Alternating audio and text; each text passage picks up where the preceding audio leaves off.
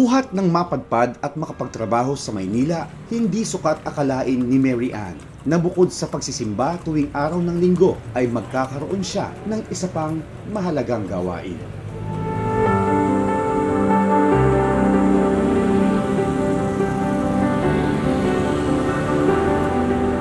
Ang itinuturing na rin niyang misyon sa buhay para sa mga batang gutom sa kaalaman.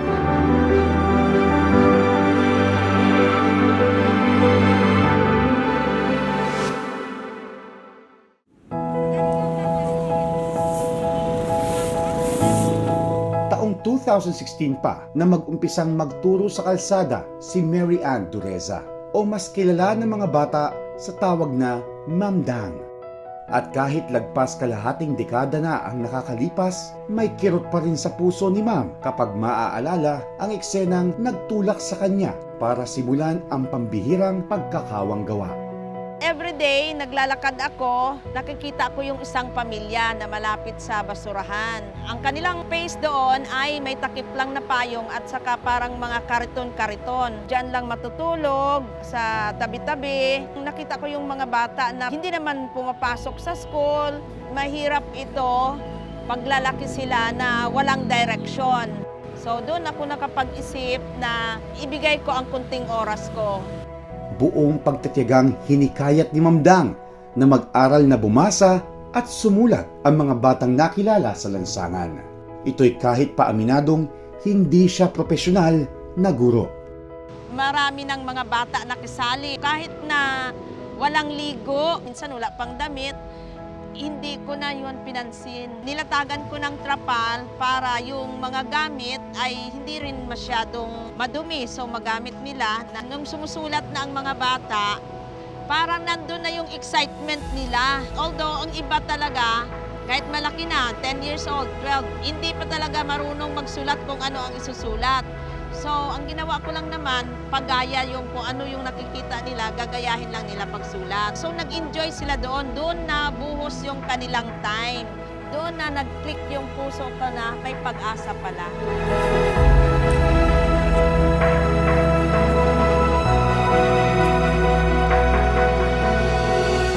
Si Ma'am Dang po ay isang tao na para pong anghel.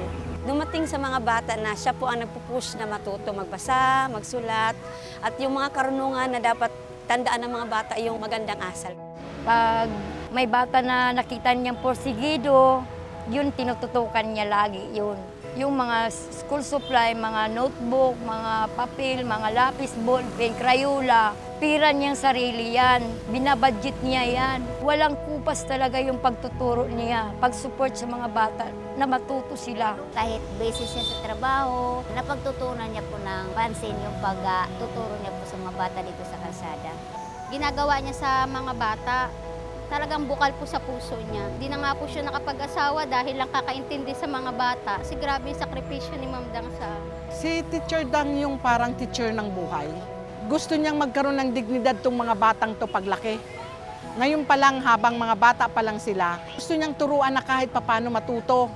Matutong magbasa, matutong magkwenta, marunong matakot sa Diyos. Yung bang paniniwala sa Diyos na lahat ito malalampasan basta manalig ka lang sa Kanya.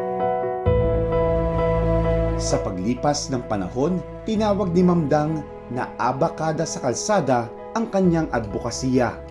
Dinadala din niya sa iba't ibang pasyalan ang mga bata para mas lumawak ang kanilang mundo at lumalim ang kaalaman. At dito sa Intramuros Fire Station, hindi lang tuwing umuulan, nakikisilong ang abakada sa kalsada, kundi sa tuwing may darating silang espesyal na bisita na nais mamahagi ng mga natanggap na biyaya.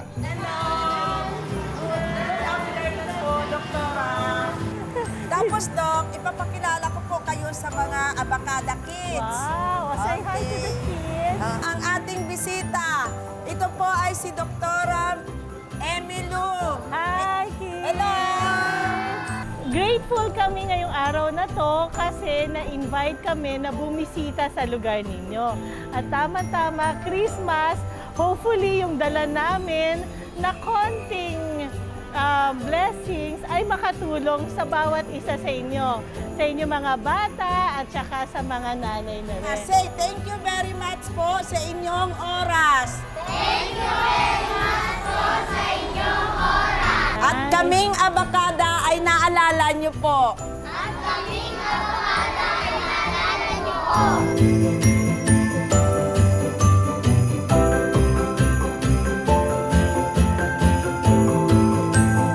Nung nakilala ko si Teacher Dang, na-feel ko yung advocacy niya. Nakakatuwa, nakaka-inspire. Kagabi naghanda kami ng mga bata at ng mga staff ko sa Dermaesthetic ng kaunting panghanda para sa Noche Buena.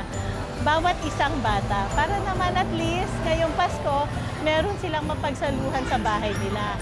At ganoon din, ginawan din namin sila bawat isa ng set ng libro na hopefully magamit nila sa pag-aaral nila kasama si Teacher Dang. Masaya po ako na nabigyan po kami ng regalo para na din po matuto kaming magbasa. Sobrang bliss lang po namin kasi po si Ma'am Dang yung daan para po maabot sa amin yung tulong na hawak ko po ngayon. Papasalamat kami na merong advance Christmas party ang mga bata na bigla talaga ako na ganito pala yung grupo na pupunta dito, ganito pala kabongga. Sana pinaghandaan namin yung preparation, kumbaga blessing, malaking blessing sa amin as a whole.